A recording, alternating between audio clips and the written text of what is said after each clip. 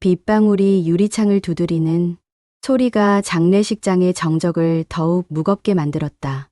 검은 양복을 입은 사람들 사이에서 혜수는 아버지의 영정사진을 바라보며 복잡한 감정에 휩싸여 있었다. 평생을 검소하게 살아온 아버지, 자식들 앞에서 한 번도 큰 소리 낸 적 없던 그 온화한 미소가 이제는 차갑고 먼 기억처럼 느껴졌다. 아버지가 이렇게 갑자기 떠나실 줄이야. 혜수의 아내 미영이 눈물을 훔치며 중얼거렸다.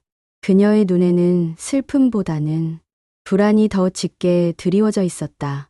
아이들 학비, 대출금, 그리고 불확실한 미래에 대한 걱정이 아버지의 죽음보다 더 현실적으로 다가왔다. 혜수의 동생 혜미는 장례식 내내 무표정한 얼굴로 앉아 있었다. 그의 머릿속은 이미 유산 분배에 대한 계산으로 가득했다. 아버지가 평생 모은 돈이면 적지 않을 텐데 집값도 올랐으니까 최소 몇 억은 될 거야. 그는 자신도 모르게 입술 끝에 희미한 미소를 띄었다가 주변의 시선을 의식하며 급히 표징을 바꿨다. 변호사 김대리가 서류 뭉치를 정리하며 일어섰다. 그의 얼굴에는 평소와 다른 긴장감이 역력했다. 이제 고인의 유언장을 공개하겠습니다.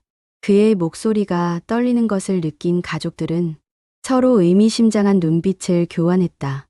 혜수는 가슴이 두근거리기 시작했다. 아버지께서 뭔가 특별한 말씀을 남기셨을까? 우리에게 어떤 당부라도. 그러나 그의 마음 한구석에는 묘한 불안감도 자리 잡고 있었다. 아버지의 마지막 몇 년간의 행동이 어딘지 이상했기 때문이다. 혼자서 어디론가 나가는 일이 잦아졌고 전화통화를 할 때면 항상 방문을 닫았다. 유언장 낭독을 시작하겠습니다. 김 대리의 목소리가 장례식장에 울려 퍼졌다. 나 박철수는 정신이 온전한 상태에서 이 유언장을 작성한다. 평범한 서두였다. 가족들은 숨을 죽이고 들었다. 그러나 다음 순간 김 대리의 목소리가 조금 더 떨렸다. 내 모든 재산과 부동산은 이정희에게 양도한다. 순간 장례식장이 얼어붙었다. 혜수는 자신의 귀를 의심했다. 이정희, 누가 이정희야? 그의 머릿속이 하얗게 비었다. 아버지의 친구들, 친척들, 동네 사람들 중에 그런 이름을 가진 사람이 있었나? 아무리 기억을 더듬어 봐도 떠오르지 않았다. 미영의 얼굴이 창백해졌다. 그녀의 손이 무의식적으로 가방 끈을 더 세게 쥐었다. 뭔가 잘못된 거야. 분명히 실수야. 하지만 변호사의 진지한 표정을 보니 농담이 아니었다. 그녀의 가슴에서 뜨거운 무언가가 치밀어 올랐다. 분노였다. 혜미는 벌떡 일어났다. 잠깐, 뭐라고 하셨죠? 이정희가 누구인데요? 그의 목소리에는 다급함과 당황함이 섞여 있었다. 그동안 그려왔던 모든 계획이 한순간에 무너지는 기분이었다. 새 차, 집 리모델링, 아이들 교육비, 모든 것이 한 번에 날아가 버렸다. 조용히 하세요. 계속 낭독하겠습니다. 김 대리가 떨리는 목소리로 말했다. 그도 이런 상황이 처음이었다. 수십 년간 변호사 일을 해왔지만 가족이 전혀 모르는 사람에게 전 재산을 물려주는 유언장은 처음 봤다. 혜수는 의자에 주저앉았다.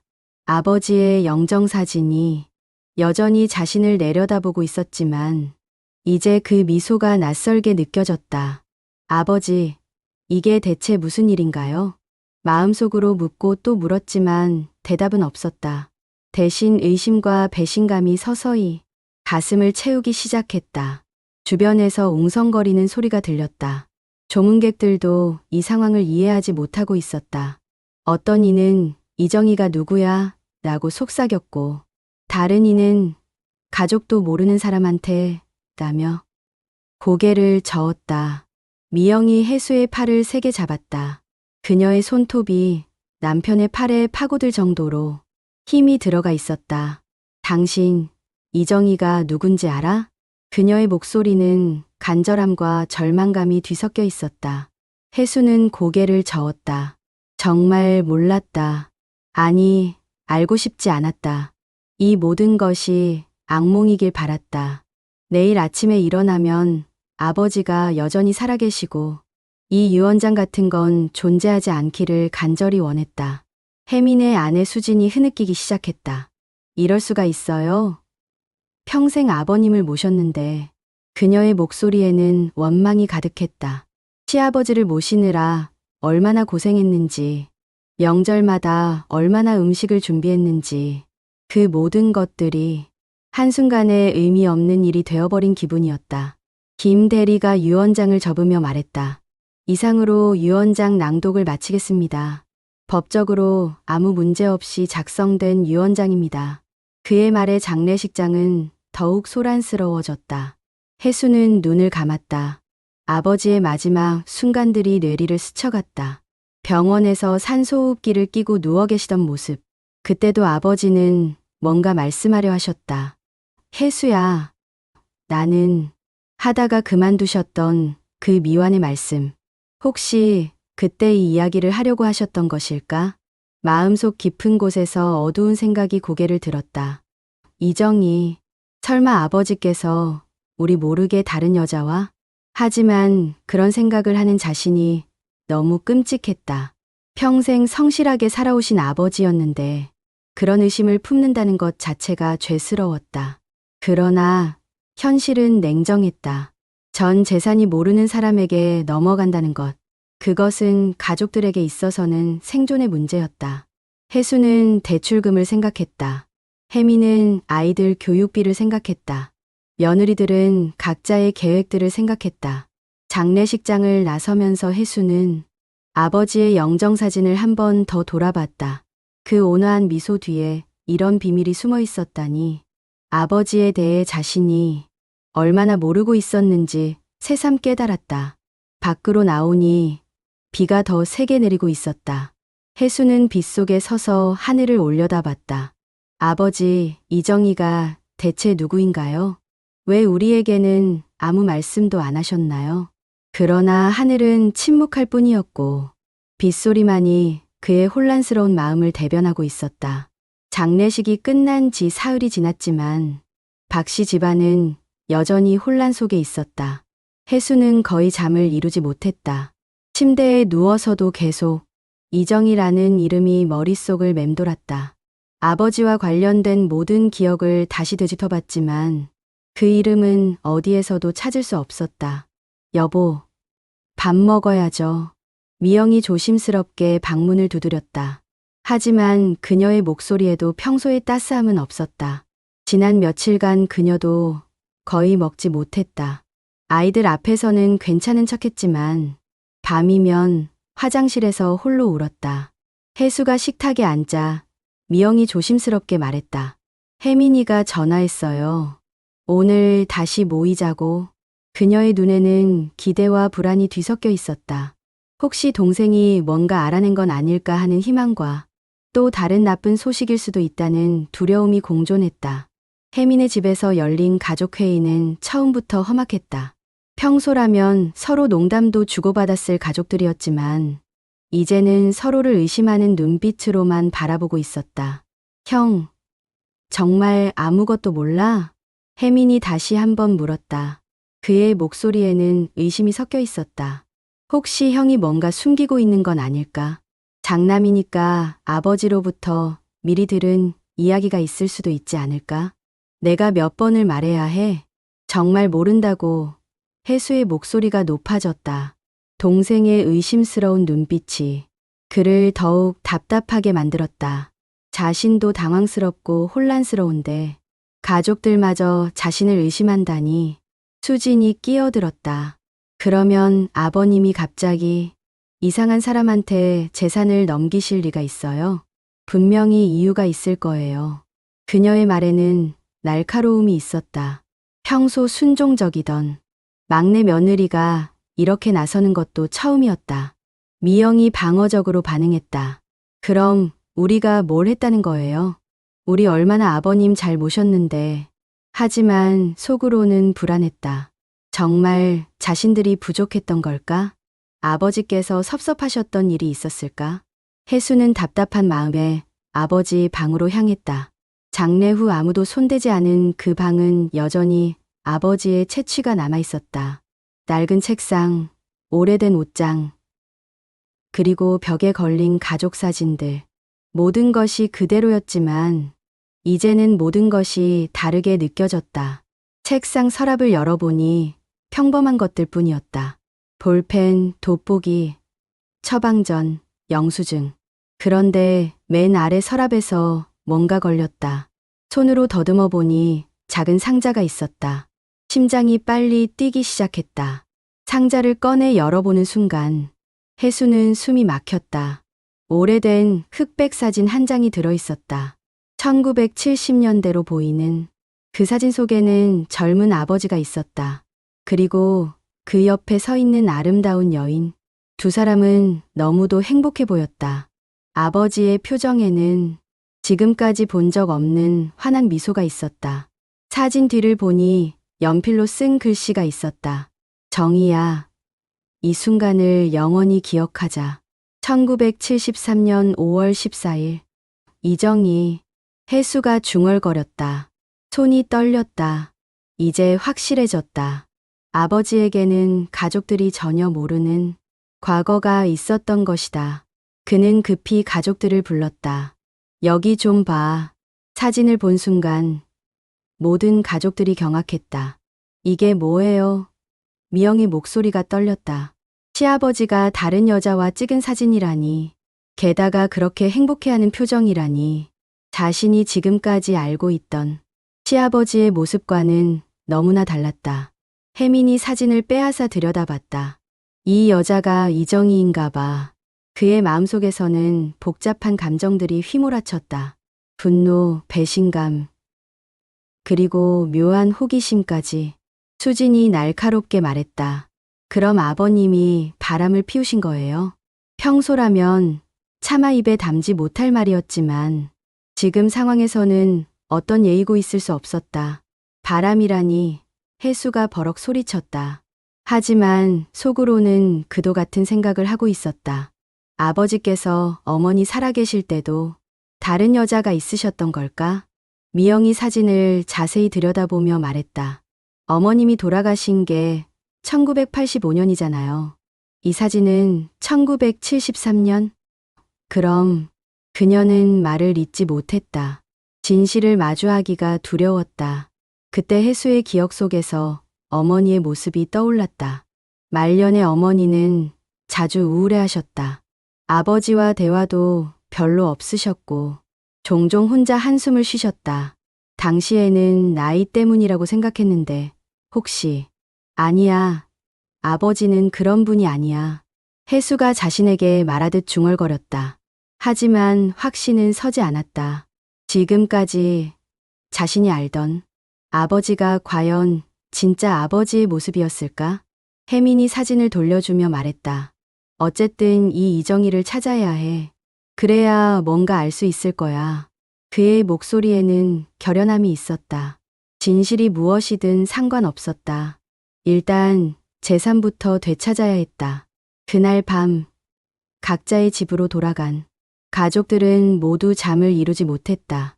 혜수는 천장을 바라보며 아버지에 대한 기억들을 다시 정리했다. 그동안 놓쳤던 신호들은 없었을까? 아버지가 어디선가 전화를 받으실 때의 다른 목소리, 가끔씩 보이던 먼 곳을 바라보는 눈빛, 그리고 어머니 제사 때마다 보이던 묘한 죄책감 같은 것들. 미영은 남편 옆에서 뒤척이며 생각했다. 만약 정말 시아버지께서 다른 여자를 사랑하셨다면 그럼 우리는 뭐가 되는 거지? 평생 가짜를 위해 살아온 건가? 한편 혜민의 집에서는 부부가 조용히 대화를 나누고 있었다. 여보, 이 일을 어떻게 해야 할까? 수진이 물었다. 일단 이정희부터 찾자. 그 다음에 생각하는 거야. 혜민의 대답은 단호했다. 혹시 정말 아버님이 바람을 피우신 거라면 그래도 재산은 되찾아와야 해. 우리가 뭘 잘못했다고 이렇게 박씨 집안의 밤은 길어져 갔다. 각자 다른 침대에서 같은 생각에 잠겨 있으면서도 서로에게는 말하지 못하는 의심과 두려움을 키워가고 있었다. 아버지의 죽음으로 시작된 이 이야기는 이제 단순한 상실의 아픔을 넘어서 가족의 정체성 자체를 뒤흔드는 거대한 의문표가 되어버렸다. 다음 날 아침, 혜수는 일찍 일어나 아버지가 생전에 자주 가셨던 공원으로 향했다.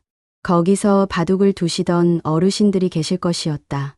혹시 아버지에 대해 그리고 이정희에 대해 뭔가 아실 수도 있을 거라는 희망을 품고서 공원에 도착하니 평소처럼 몇 분의 어르신들이 바둑판을 사이에 두고 앉아 계셨다. 혜수의 얼굴을 알아본 김 할아버지가 먼저 말을 걸어왔다. 아, 철수 아들 아냐? 아버지 일로 고생이 많다. 안녕하세요, 할아버지. 혜수는 정중하게 인사하며 조심스럽게 운을 뗐다. 혹시 아버지에 대해서 여쭤볼 게 있는데요. 바둑을 두던 어르신들의 손이 멈췄다. 뭔가 심각한 이야기라는 것을 직감했다. 무슨 일인데? 이웃집 박 할아버지가 물었다. 혜수는 잠깐 망설이다가 용기를 냈다. 혹시 아버지가 이정희라는 분에 대해 말씀하신 적 있으신가요? 순간 어르신들 사이에 묘한 정적이 흘렀다. 서로 눈빛을 교환하는 것이 보였다. 뭔가를 알고 있다는 것이 분명했다. 김 할아버지가 먼저 입을 열었다.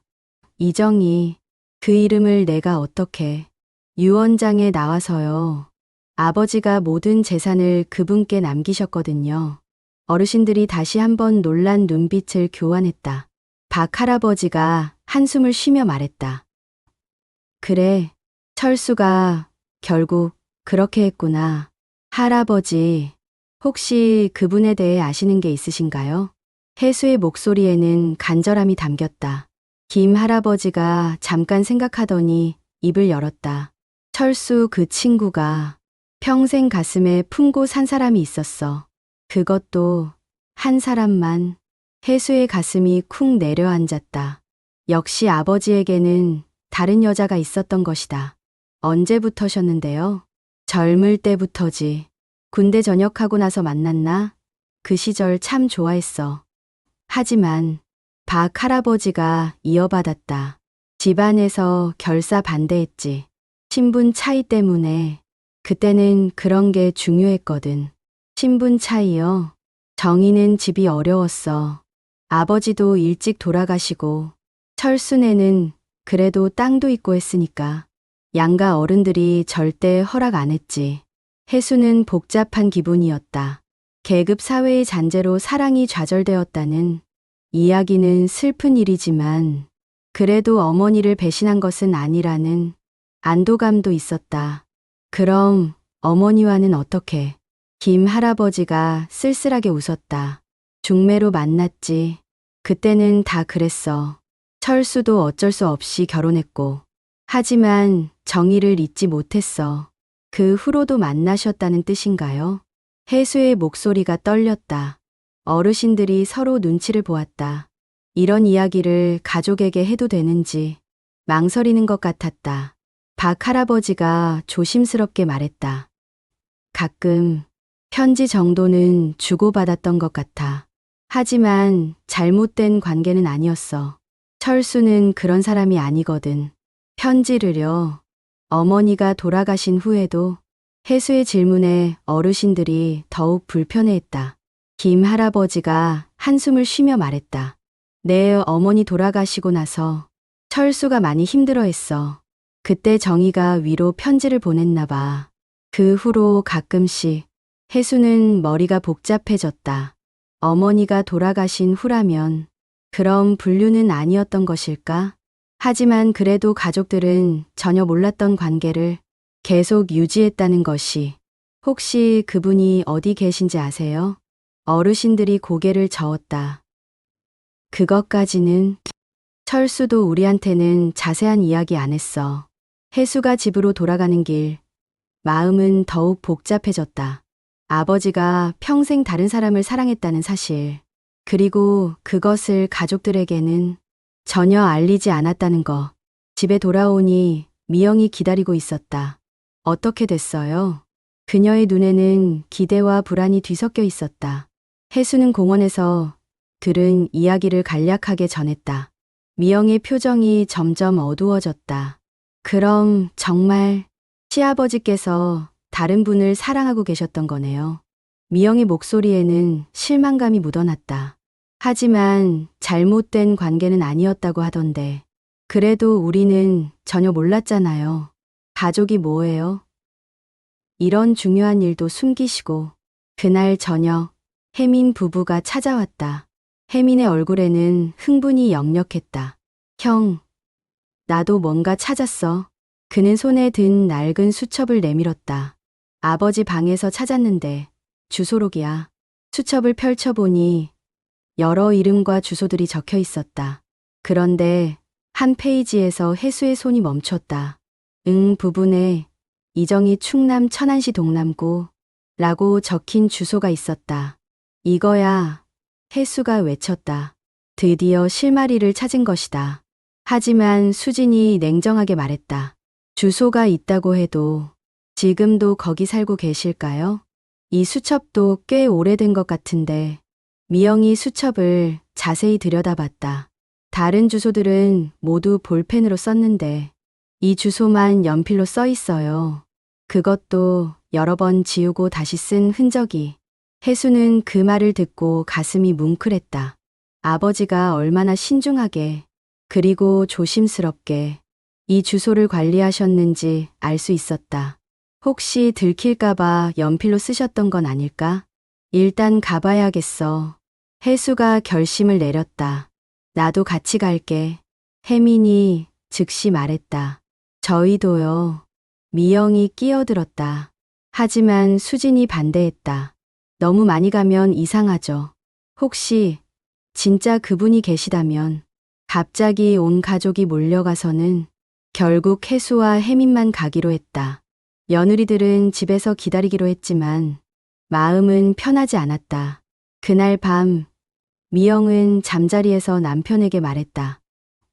여보, 만약에 정말 시아버지께서 그분을 사랑하셨다면 우리가 뭔가 잘못 생각하고 있는 건 아닐까요? 무슨 뜻이야? 재산을 물려주신 이유가 단순히 사랑 때문만은 아닐 수도 있잖아요. 뭔가 다른 이유가. 혜수도 비슷한 생각을 하고 있었다. 아버지께서 그렇게 신중하신 분이 감정적으로만 유언장을 쓰셨을까? 분명 다른 이유가 있을 거야. 하지만 동시에 불안감도 컸다.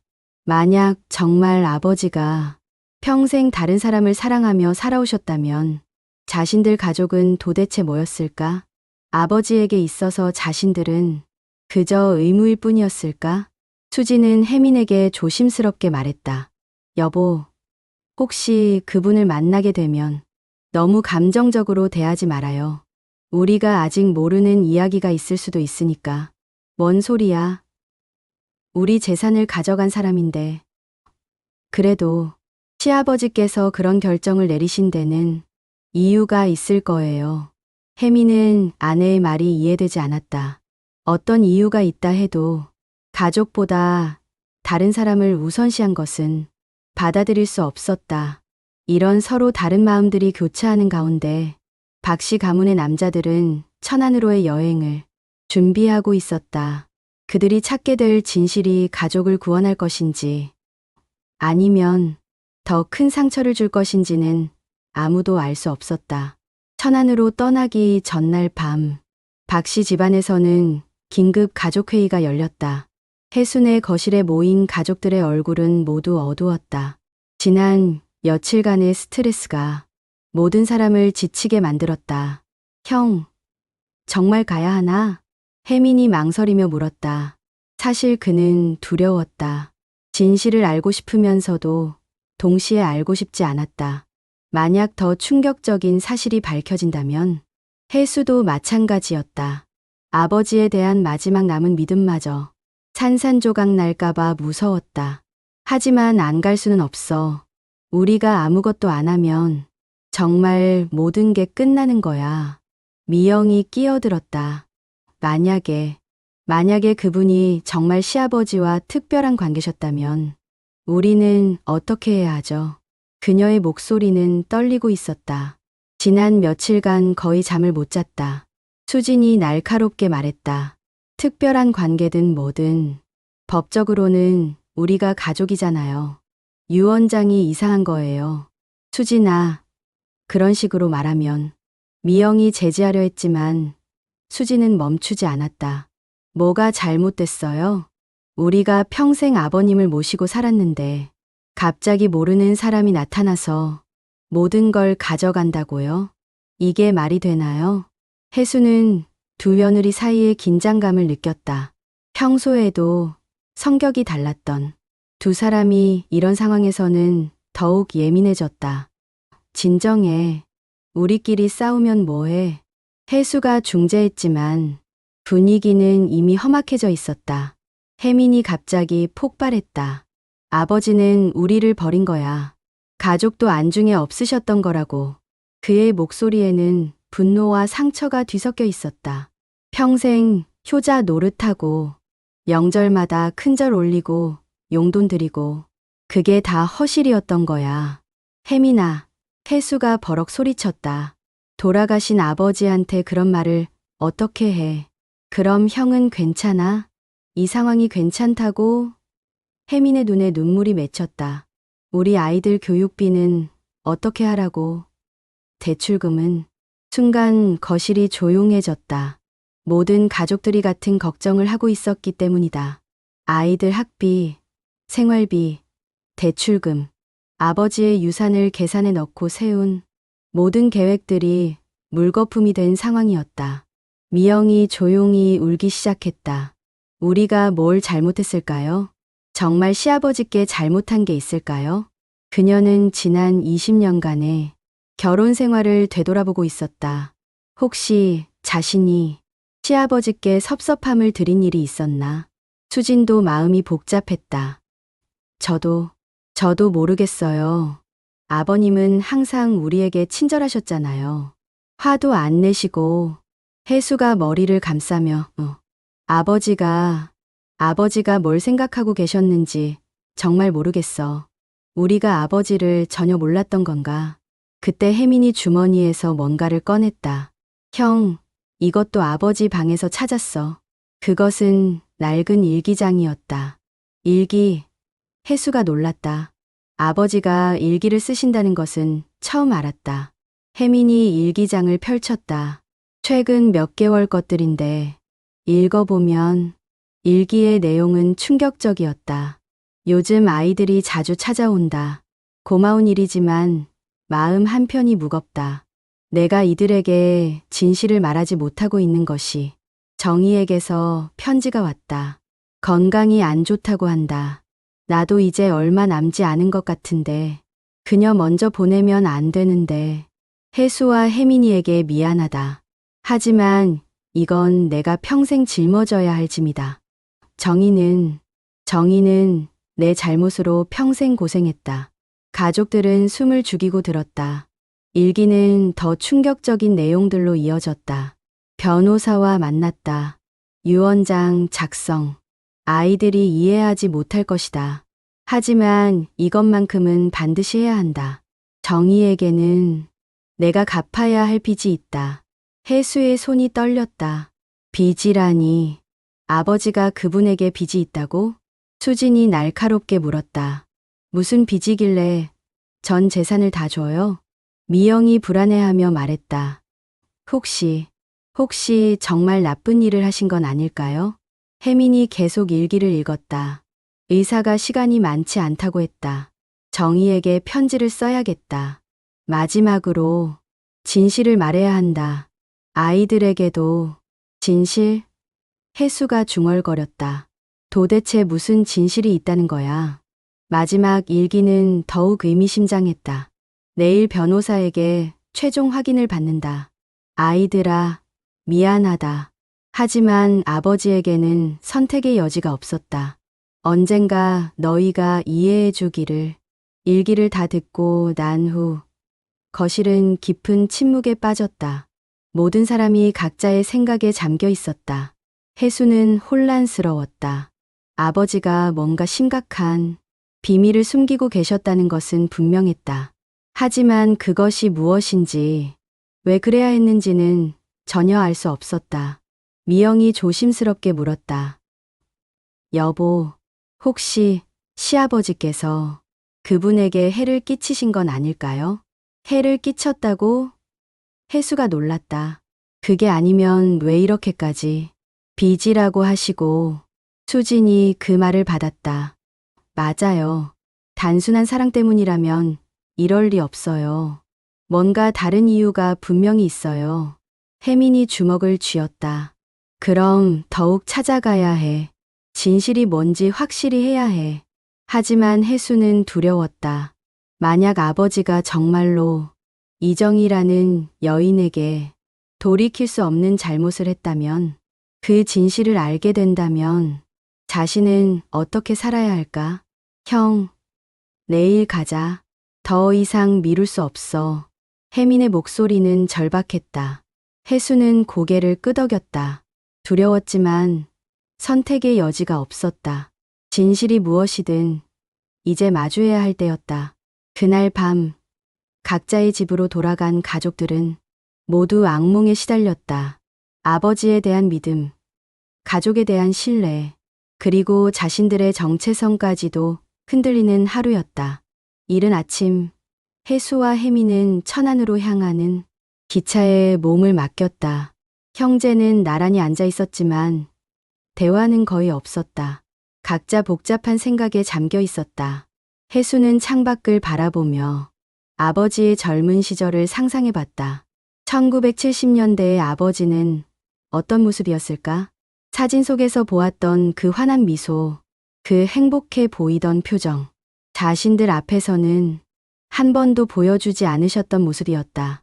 아버지가 우리에게 보여준 것은 가면이었던 건가? 혜수의 마음속에서 의심이 고개를 들었다. 평생 존경해왔던 아버지에 대해 이런 생각을 한다는 것 자체가 고통스러웠다.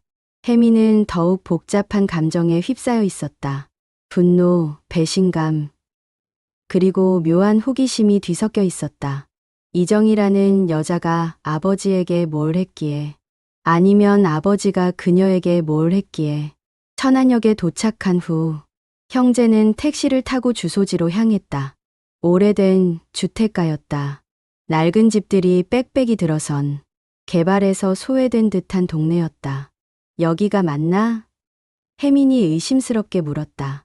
혜수도 확신이 서지 않았다. 아버지가 사랑했다는 여인이 이런 곳에서 살고 있을까?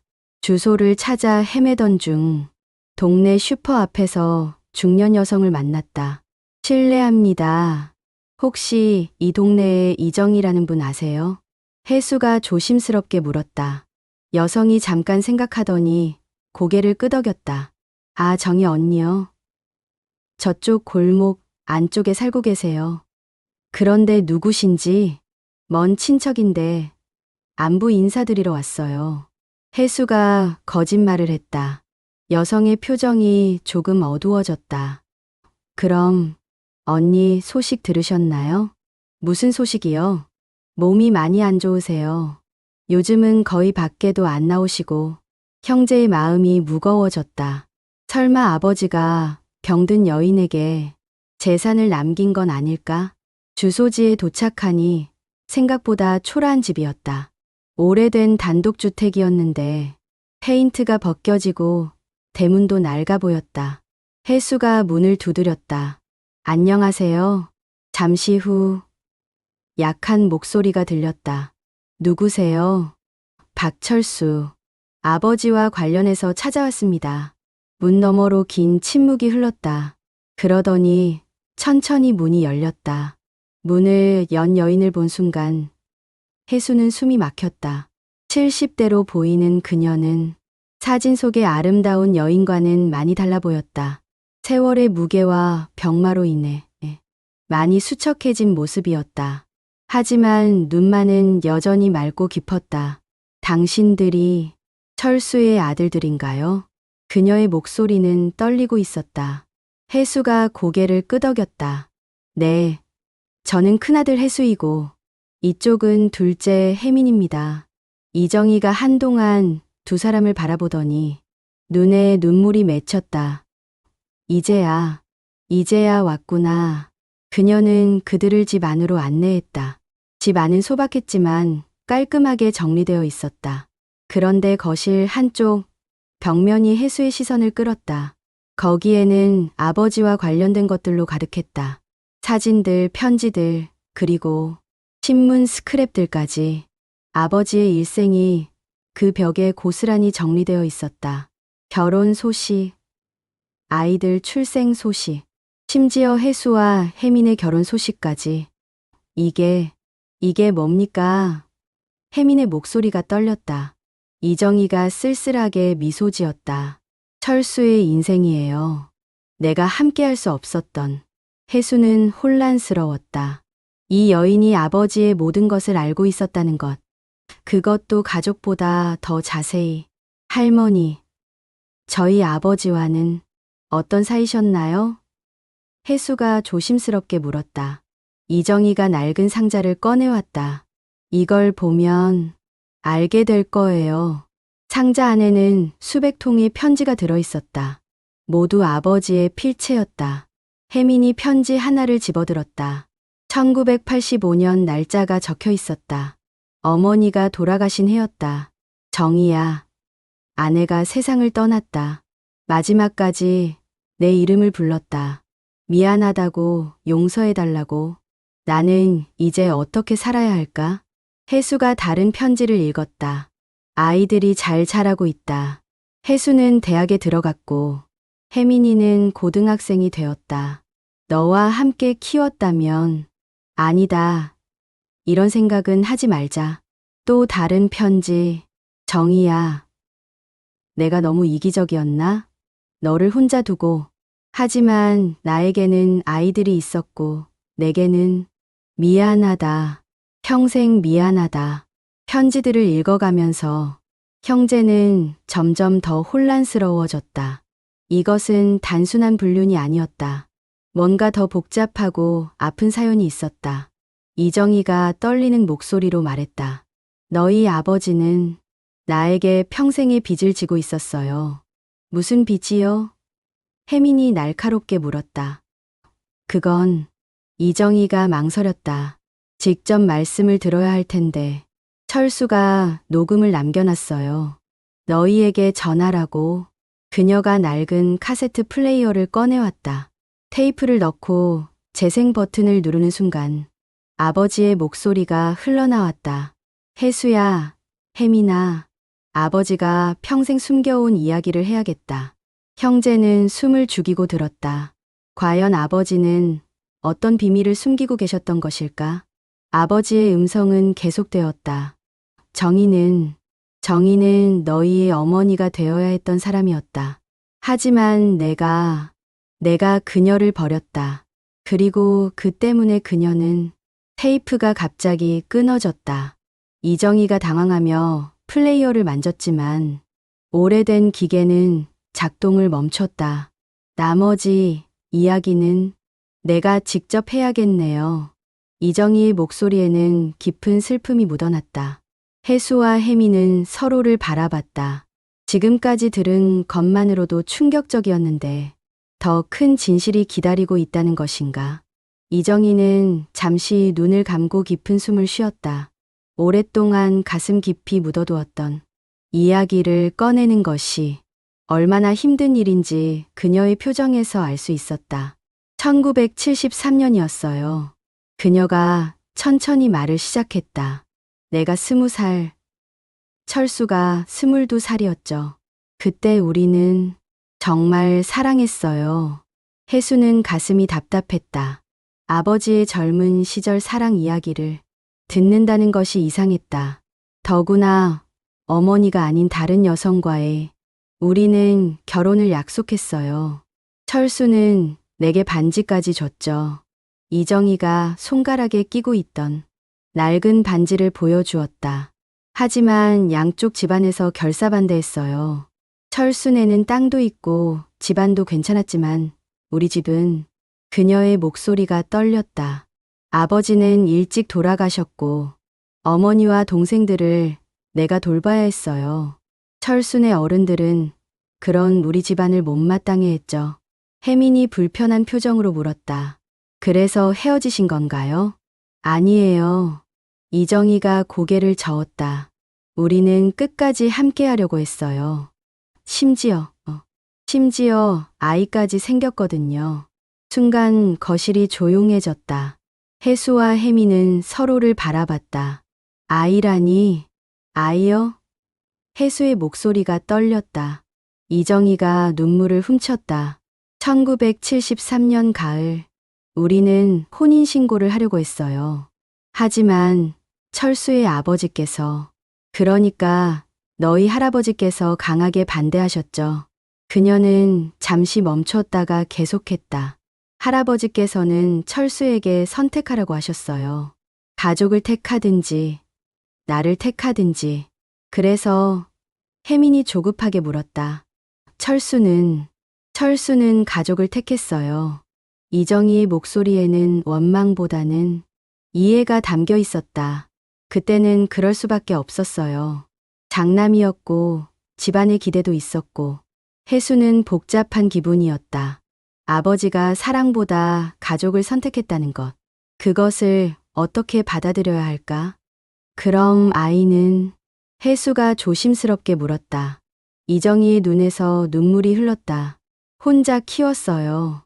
딸이었어요. 철수, 너희 아버지를 닮은 예쁜 딸을. 혜수는 머리가 하얘졌다. 자신들에게 이복누이가 있다는 말인가? 지금 어디 계신가요? 혜민의 목소리도 떨리고 있었다. 이정희가 벽 한쪽을 가리켰다. 거기에는 영정사진이 하나 놓여 있었다. 아름다운 여성의 사진이었는데 확실히 아버지를 닮은 구석이 있었다. 5년 전에 암으로 세상을 떠났어요. 이정희의 목소리가 쉬었다. 결혼도 하지 못하고 아이도 갖지 못하고 혜수는 가슴이 무너지는 것 같았다.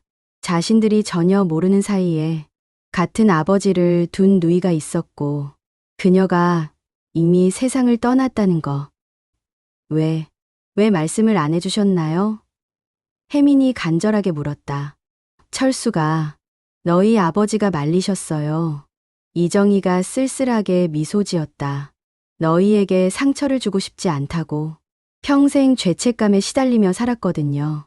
그녀는 서랍에서 두꺼운 앨범을 꺼내왔다. 하지만 철수는 딸을 잊지 않았어요. 멀리서나마 지켜봤어요. 앨범을 펼치자 놀라운 광경이 펼쳐졌다. 어린 여자아이의 성장 과정이 차례대로 정리되어 있었다. 입학식, 졸업식, 성인식, 모든 중요한 순간마다 찍힌 사진들이 있었다. 이 사진들을 혜수가 놀라며 물었다. 철수가 보내준 거예요. 사진사를 보내서 몰래 찍게 했다가 나중에 우리에게 전해줬죠. 이정희의 목소리에는 그리움이 묻어났다. 혜미는 사진을 보며 착잡했다. 아버지가 이렇게까지 자신들도 모르게 다른 가족을 돌보고 계셨다니. 그럼 경제적으로도? 혜수가 물었다. 매달 생활비를 보내주셨어요. 딸 교육비, 병원비, 모든 것을 철수가 책임졌어요.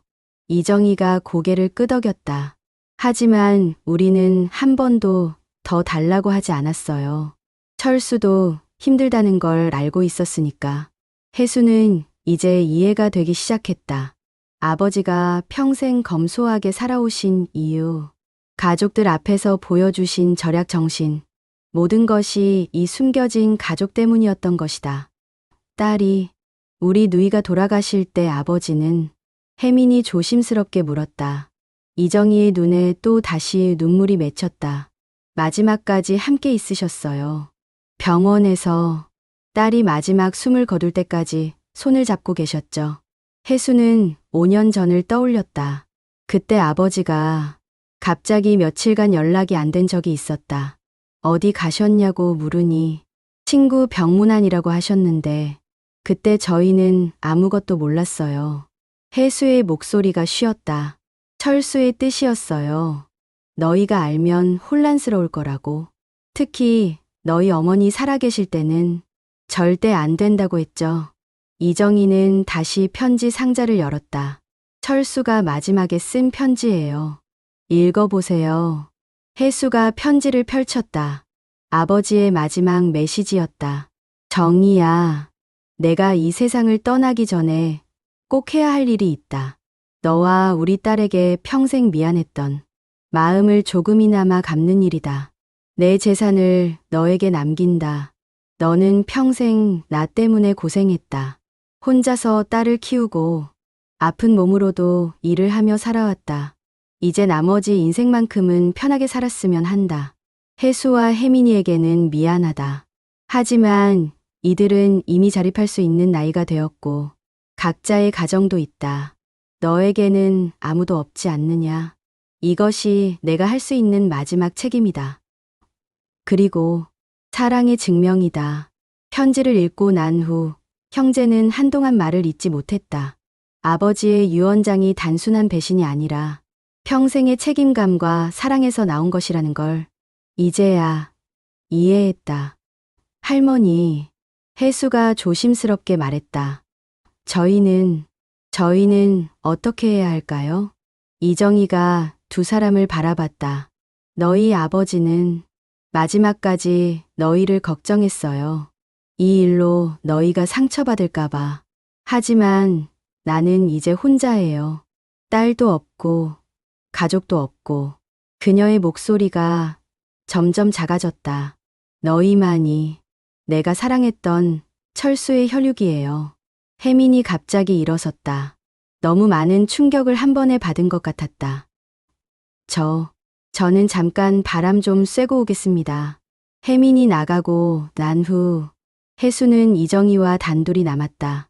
할머니, 정말 미안합니다. 혜수가 고개를 숙였다. 저희가 몰랐어서 아버지 혼자 이런 고생을 하고 계셨는데. 이정희가 혜수의 손을 잡았다. 고마워요. 철수의 아들답게 마음이 따뜻하구나. 할머니께서는 아버지를 원망하지 않으셨나요? 이정희가 쓸쓸하게 웃었다. 처음에는 원망했죠. 왜 나를 버렸는지, 왜 아이의 아버지가 되어주지 않는지. 하지만 시간이 지나면서 이해하게 됐어요. 철수도 선택의 여지가 없었던 거예요. 그래도 사랑이란 게 그런 거더라고요. 함께 할 수 없어도 서로를 생각하는 마음만으로도 견딜 수 있는 거예요. 철수가 보내주는 편지 한 통, 딸 사진 한 장이면 그걸로 충분했어요.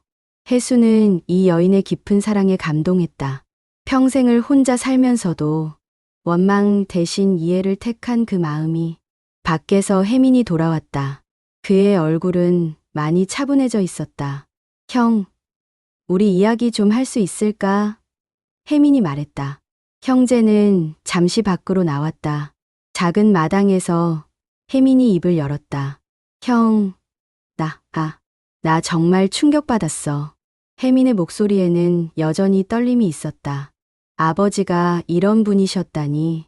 그리고 우리에게 누나가 있었다니. 혜수도 고개를 끄덕였다. 나도 마찬가지야. 하지만 이제 이해가 돼. 아버지가 왜 그런 선택을 하셨는지. 그럼 우리는 재산은 어떻게 하지? 혜수는 잠시 생각했다. 할머니, 상황을 보니까 아버지 말씀이 맞는 것 같아. 우리는 각자 가정도 있고 일도 있지만 할머니는 정말 혼자시잖아. 혜민이 망설이며 말했다. 하지만 우리도 쉽지 않잖아. 아이들 교육비며 대출금이며. 그래도 혜수가 형으로서 결단을 내렸다. 아버지의 뜻을 존중해야 하지 않을까? 그분이 평생 책임지려고 하신 일인데. 혜미는 한동안 고민하다가 고개를 끄덕였다. 알겠어. 형, 우리가 잘못 생각했던 것 같아. 형제는 다시 집 안으로 들어갔다. 이정희는 여전히 아버지와 딸의 사진을 바라보고 있었다. 할머니, 혜수가 다가가서 말했다. 저희가 아버지 뜻대로 하겠습니다. 그리고 앞으로도 자주 찾아뵙겠습니다. 이정희의 눈에 눈물이 다시 맺혔다. 고마워요. 정말 고마워요. 그 순간 혜수는 느꼈다. 이것이 진짜 가족의 의미일지도 모른다고. 피로만 연결된 것이 아니라 사랑과 책임으로 이어진 관계 말이다. 집으로 돌아가는 기차 안에서 혜수와 혜미는 여전히 말이 없었다. 하지만 이제는 혼란이 아니라 깊은 생각에 잠긴 침묵이었다. 창밖 풍경이 빠르게 지나가는 것처럼 그들의 마음속에서도 많은 것들이 정리되고 있었다. 혜수는 이정희에게서 받은 낡은 상자를 무릎 위에 놓고 있었다. 그 안에는 아버지가 평생 간직했던 것들이 들어 있었다. 편지들, 사진들, 그리고 딸에 대한 기록들. 형, 혜민이 조용히 말했다. 우리 집에 가서 며느리들에게 어떻게 말하지? 혜수도 그 생각을 하고 있었다. 미영과 수진이 이 이야기를 들으면 어떤 반응을 보일까? 특히 수진은 감정적으로 받아들이지 못할 수도 있었다. 천천히, 차근차근 설명해야지. 혜수가 대답했다. 처음에는 우리도 받아들이기 힘들었잖아. 기차가 서울역에 도착했을 때는 이미 저녁이었다. 형제는 각자의 집으로 돌아가기 전에 잠시 카페에 앉았다. 혜민아, 너는 정말 괜찮아? 혜수가 걱정스럽게 물었다. 혜민이 쓸쓸하게 웃었다. 괜찮다고 하면 거짓말이겠지.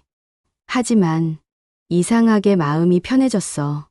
아버지를 원망했던 마음이 사라졌거든. 나도 그래. 오히려 아버지가 더 대단하게 느껴져. 평생을 그렇게 책임지고 사셨다니. 우리는 전혀 눈치도 못 챘는데. 혜수는 상자 속 사진 한 장을 꺼내보았다. 이복 누나의 결혼식 사진이었다. 아, 그녀도 결혼은 했었구나. 하지만 이정희는 아이를 갖지 못했다고 했었다. 형, 이 사진, 혜민도 같은 것을 보고 있었다. 누나 행복해 보이네. 그러게, 아버지가 얼마나 기뻐하셨을까. 두 사람은 한동안 사진들을 보며 이야기를 나누었다. 전혀 모르고 살았던 가족의 역사를 받아들이는 시간이었다. 집으로 돌아온 혜수를 미영이 불안한 표정으로 맞이했다. 어떻게 됐어요? 그분을 만났어요? 미영의 목소리에는 긴장감이 가득했다. 혜수는 거실에 앉아 천천히 그날 있었던 일을 설명했다. 이정희라는 여인의 존재, 아버지와의 사랑, 그리고 이복 누나의 이야기까지. 미영은 처음에는 놀라워했지만 이야기를 듣다 보니 점점 이해가 되었다. 그럼 시아버지께서 평생 그분을 책임지셨다는 거네요. 미영의 목소리에는 놀라움이 섞여 있었다. 그래, 우리가 전혀 모르게. 그런데 여보, 미영이 조심스럽게 물었다. 재산은 정말 그분이 가져가시는 건가요? 혜수는 아내의 실망스러운 표정을 읽었다. 하지만 이제는 확신이 섰다. 그래야 해. 아버지의 뜻이고 옳은 일이야. 하지만 우리 생활은 우리가 알아서 해야지. 지금까지도 그래왔잖아. 미영은 한숨을 쉬었지만 남편의 의견에 반대하지는 않았다. 사실 그녀도 이정희의 상황을 들으니 마음이 움직였다. 한편 혜민의 집에서는 조금 다른 반응이 나왔다. 그래도 너무한 거 아니에요. 수진이 감정적으로 반응했다. 아무리 그래도 우리가 가족인데. 수진아, 하지만 할머니는 정말 혼자시더라. 자식도 이루시고. 그럼 우리는 뭐예요? 우리도 시아버지의 자식인데. 혜미는 아내를 달래려 했지만 쉽지 않았다. 수지는 현실적인 문제들을 생각하면 받아들이기 힘들었다. 여보, 나도 처음에는 화났어. 하지만 직접 보니까 아버지가 왜 그런 결정을 내리셨는지 알겠더라. 그래도 그때 고등학생인 아들이 끼어들었다. 엄마, 할아버지가 옳은 일 하신 것 같은데요. 평생 책임지셨다니 멋있지 않아요? 수지는 아들의 말에 조금 놀랐다. 아이들이 오히려 더 순수하게 받아들이는 것 같았다. 다음 날 두 가족이 다시 모였다. 이번에는 분위기가 많이 달랐다. 어제까지의 혼란과 분노는 사라지고 차분한 대화가 가능했다. 그럼 우리는 앞으로 어떻게 해야 할까? 미영이 물었다. 혜수가 대답했다. 일단 유언장대로 진행하자. 그리고 정희 할머니를 가족으로 받아들이자. 가족으로요? 수진이 놀랐다. 아버지가 평생 사랑하신 분이고 우리 누나의 어머니잖아. 이제라도 가족이 되는 게 맞지 않을까? 혜민이 고개를 끄덕였다. 맞아. 명절 때도 모시고 평소에도 안부 여쭙고 며느리들은 처음에는 어색해했지만 점점 그 의미를 이해하게 되었다. 그럼 아이들에게도 알려줘야 하나요? 미영이 물었다. 물론이지. 할머니가 한 분 더 생긴 거야. 수진이 조심스럽게 말했다. 그분이 받아주실까요? 우리를. 혜수가 웃었다. 할머니가 얼마나 좋아하셨는지 몰라. 철수의 가족이라고. 이제 혼자가 아니라고 우시더라. 그날 저녁 혜수는 이정희에게 전화를 걸었다. 할머니, 저예요. 혜수. 아, 혜수야. 잘 들어갔니? 네. 할머니, 저희 가족들과 상의했는데 앞으로 저희가 자주 찾아뵙고 싶어요. 명절에도 함께 보내고. 전화 너머로 이정희의 흐느끼는 소리가 들렸다. 정말 고마워요. 철수가 하늘에서 얼마나 기뻐할까. 할머니도 이제 혼자가 아니세요. 저희가 있잖아요. 그런데 내가 재산을 받는 것 때문에 너희가 힘들어하지는 않을까? 혜수는 단호하게 대답했다. 아니에요. 할머니가 받으시는 게 맞아요. 아버지 뜻이기도 하고 저희도 이제 이해해요. 전화를 끊고 난 후 혜수는 아버지의 영정사진을 바라봤다. 이제는 그 미소가 다르게 보였다. 평생을 책임과 사랑으로 살아오신 한 남자의 숭고한 미소로. 아버지, 이제야 알겠어요. 사랑이 뭔지, 책임이 뭔지. 아버지의 마지막 가르침이었군요. 그리고 혜수는 다짐했다. 자신도 아버지처럼 사랑하는 사람들을 끝까지 책임지는 사람이 되겠다고.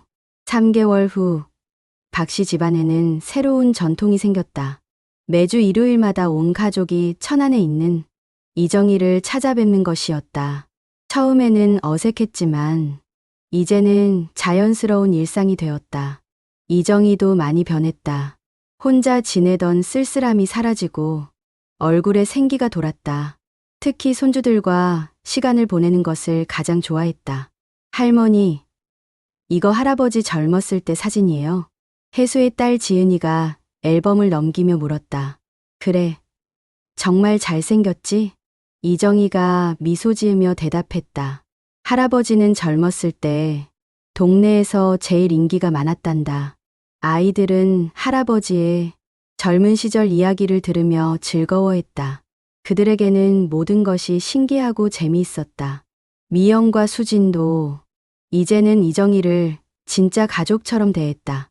특히 미영은 이정희의 건강을 세심하게 챙겼다. 할머니, 병원 검진은 언제 받으셨어요? 미영이 걱정스럽게 물었다. 지난주에 갔다 왔어. 많이 좋아졌다고 하더라. 다행이네요. 약은 꼬박꼬박 드셔야 해요. 이정희는 이런 관심이 고마웠다. 평생 혼자 살면서 누군가가 자신을 걱정해주는 것이 얼마나 소중한지 새삼 느꼈다. 어느 일요일 온 가족이 모여 함께 식사를 하고 있을 때였다. 이정희가 갑자기 조심스럽게 말을 꺼냈다.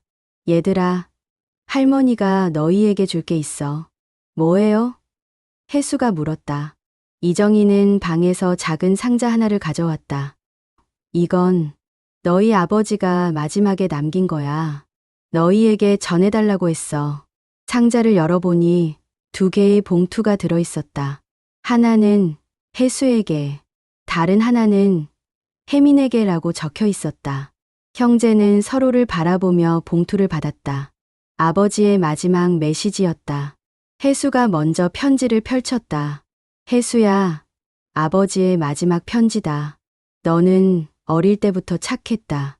항상 동생을 챙기고 부모를 걱정했다.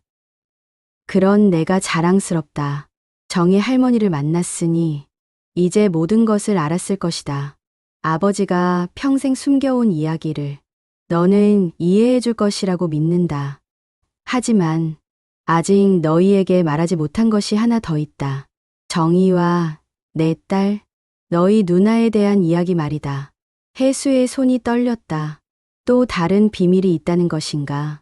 너희 누나는 결혼을 했지만 아이를 가지지 못했다. 그 이유는 어릴 때 병 때문이었다. 내가 제대로 돌보지 못해서 생긴 병이었다. 그 아이는 평생 그것을 한으로 여기며 살았다. 자신도 엄마가 되고 싶어 했는데, 그래서 아버지는 더욱 죄책감에 시달렸다. 하지만 누나는 마지막에 이렇게 말했다. 아빠, 저는 행복했어요. 아빠가 멀리서나마 저를 사랑해 주셨으니까요. 혜수야, 사랑이란 것은 때로는 함께하는 것보다 멀리서 지켜보는 것이 더 큰 사랑일 때도 있다. 아버지의 선택을 이해해다오. 혜민도 자신의 편지를 읽고 있었다. 혜민아, 너는 항상 솔직했다.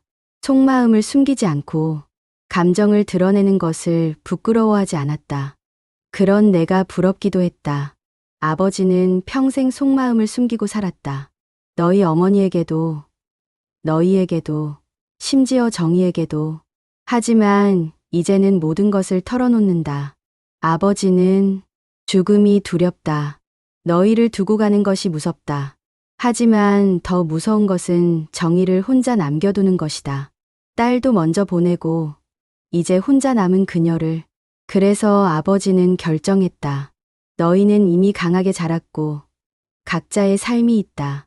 하지만 정희는 아버지가 책임져야 할 사람이다. 혜민아, 형을 잘 도와라. 그리고 가끔은 아버지를 용서해다오. 두 편지를 다 읽고 난 후 거실은 조용해졌다. 모든 사람이 각자의 생각에 잠겨 있었다. 이정희가 조심스럽게 말했다. 너희 아버지는 마지막까지 너희를 걱정했어. 이 일로 너희가 상처받을까봐. 혜수가 편지를 접으며 말했다. 아버지, 정말 대단한 분이셨어요. 이런 마음으로 평생을 사셨다니. 혜민도 고개를 끄덕였다. 우리가 너무 모르고 살았네. 그때 지은이가 천진난만하게 물었다. 할머니, 그럼 우리 고모는 어디 가셨어요? 사진으로만 봤는데 만나보고 싶어요. 이정희의 눈이 촉촉해졌다. 고모는 하늘나라에 계셔. 하지만 여기에 사진이 많이 있으니까 언제든지 만날 수 있어. 아이는 고개를 끄덕이며 고모의 사진을 다시 들여다봤다. 어른들의 복잡한 사연은 모르지만 가족이 늘어난 것이 기뻤다. 며칠 후 혜수는 혼자 아버지 산소를 찾았다.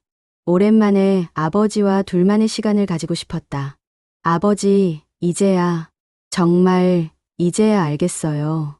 혜수가 묘비 앞에서 말했다. 왜 그런 선택을 하셨는지, 왜 우리에게 말씀하지 못하셨는지. 바람이 불어와 나뭇가지를 흔들었다. 마치 아버지가 대답하는 것 같았다. 정희 할머니, 정말 좋은 분이세요. 아버지가 왜 그렇게 사랑하셨는지 알겠어요. 그리고 누나도 정말 예뻤어요. 아버지를 닮아서. 혜수는 가져온 꽃을 묘비 앞에 놓았다. 정희 할머니가 직접 기른 꽃이었다. 할머니가 이 꽃을 드리라고 하셨어요. 아버지가 좋아하시던 꽃이라고. 아버지, 이제 우리가 할머니를 잘 모실게요. 걱정하지 마세요. 그날 저녁, 혜수는 가족들과 저녁을 먹으면서 생각했다. 가족이란 무엇일까? 혈연만으로 이어진 관계일까? 아니면 사랑과 책임으로 맺어진 인연일까? 아버지의 삶을 통해 배운 것은 진정한 사랑은 때로는 포기하는 것이고 진정한 책임은 끝까지 지켜내는 것이라는 교훈이었다.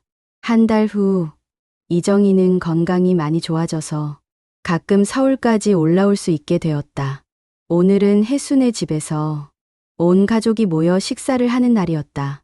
할머니, 이거 할아버지가 젊었을 때 쓰신 일기예요. 혜민의 아들 준호가 물었다. 그래, 할아버지가 할머니에게 보낸 편지들도 있고 너희 고모 이야기도 많이 써놓으셨어. 아이들은 할아버지의 이야기에 빠져들었다. 그들에게는 할아버지가 더욱 특별한 존재가 되었다. 식사를 마치고 어른들만 거실에 남았을 때 이정희가 조심스럽게 말을 꺼냈다. 얘들아, 할머니가 너희에게 마지막으로 하고 싶은 이야기가 있어. 모든 사람이 이정희를 주목했다. 사실 너희 아버지가 마지막에 한 가지 더 부탁한 게 있어. 너희가 준비가 되면 말해달라고. 무슨 부탁이요? 미영이 물었다. 이정희는 잠시 망설이다가 입을 열었다. 너희 아버지는 언젠가 너희가 이해해주면 너희 어머니 산소 옆에 작은 표석 하나를 세워달라고 했어. 표석이요? 너희 누나, 내 딸을 기리는 표석을 가족묘지에 함께 모셔달라고. 혜수와 혜미는 서로를 바라봤다. 어머니 곁에 이복 누나의 표석을 세운다는 것. 할머니, 혜수가 조심스럽게 물었다. 그럼 어머니는 누나의 존재를 아셨나요? 이정희가 고개를 끄덕였다. 너희 어머니는 마지막에 모든 걸 알고 계셨어. 철수가 고백했거든. 뭐라고요? 혜민이 놀랐다. 어머니가 돌아가시기 전 마지막 날 철수가 모든 것을 털어놓았어. 나와의 과거, 딸의 존재, 그리고 평생 간직한 사랑에 대해서. 거실이 조용해졌다. 그때 어머니가 뭐라고 하셨어요? 미영이 간절하게 물었다. 어머니는 나도 알고 있었다고 하셨어. 당신이 다른 사람을 사랑하고 있다는 것을. 하지만 당신이 가족에 대한 책임을 다하고 있으니 괜찮다고. 이정희의 목소리가 떨렸다. 그리고 마지막에 정희와 그 아이를 잘 돌봐달라고 하셨어. 그들도 우리 가족이니까라고. 혜수는 가슴이 뭉클했다. 어머니의 마지막 당부였다니. 어머니가 그렇게 말씀하셨다면. 혜수가 천천히 말했다. 우리가 해드려야죠. 혜민도 고개를 끄덕였다. 맞아. 어머니와 아버지의 마지막 소원이라면. 수진이 조심스럽게 물었다. 그럼 어머님께서 정말 괜찮다고 하셨던 건가요? 이정희가 쓸쓸하게 미소 지었다. 어머니는 철수보다 더 큰 사람이었어. 사랑하는 사람의 과거까지 품을 수 있는 그런 넓은 마음을 가지셨더라고. 그날 밤 혜수는 아내와 이야기를 나누었다. 여보, 정말 신기해요. 미영이 말했다. 시어머님이 그런 마음을 가지고 계셨다니. 어머니는 정말 대단한 분이셨어. 우리가 생각했던 것보다 훨씬 더. 그런데 여보, 미영이 조심스럽게 말했다. 혹시 우리가 아직도 모르는 이야기가 더 있는 건 아닐까요? 혜수가 놀라서 아내를 바라봤다. 왜 그런 생각을 해? 그냥 이런 큰 비밀이 있었는데 혹시 더 있을 수도. 혜수는 잠시 생각해봤다.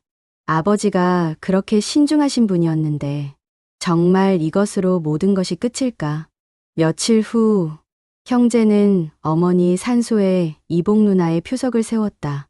작은 표석이었지만 그 의미는 컸다. 이제 진짜로 한 가족이 된 것이다. 표석 제막식에는 온 가족이 참석했다. 이정희도 함께 왔다. 그녀는 딸의 표석 앞에서 오랫동안 기도했다.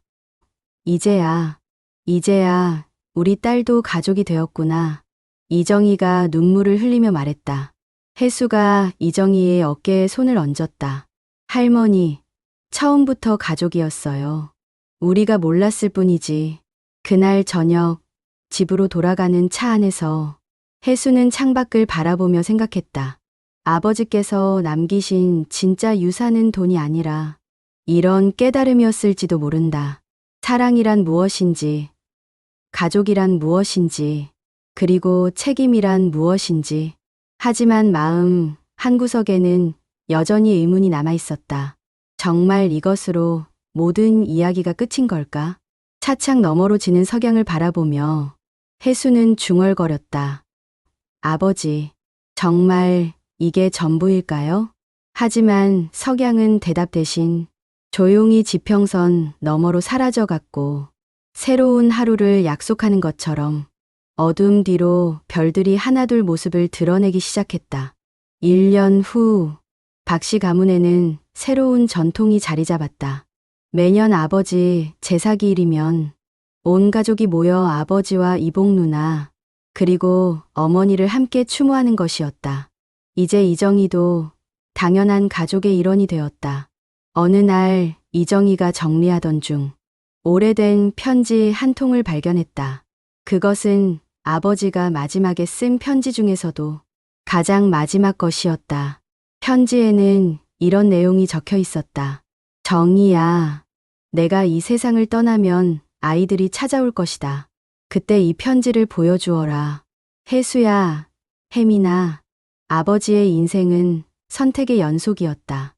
때로는 옳은 선택이었고, 때로는 후회되는 선택이었다. 하지만 한 가지만은 확실하다. 아버지는 평생 사랑하는 사람들을 위해 살았다. 너희도 언젠가는 선택의 순간이 올 것이다. 그때 기억해라. 진정한 사랑은 때로는 포기하는 것이고, 진정한 책임은 끝까지 지켜내는 것이다.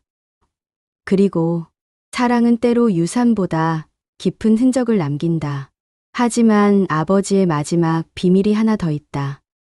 그것은 너희가 찾아낼 수 있을 때까지 기다리겠다. 이정희는 이 편지를 읽고 한동안 생각에 잠겼다. 과연 철수에게는 어떤 마지막 비밀이 남아있는 것일까? 하지만 그녀는 미소 지었다. 그것이 무엇이든 이제는 혼자가 아니었다. 철수의 아들들이, 며느리들이, 그리고 손주들이 함께 있었다. 진정한 유산은 돈이 아니라 사랑이었다. 그리고 그 사랑은 이제 새로운 세대로 이어져 가고 있었다. 오늘 이야기 재미있게 보셨나요? 여러분의 추억과 생각도 댓글로 남겨주세요. 늘 건강하시고 다음 이야기에서 또 만나요. 감사합니다.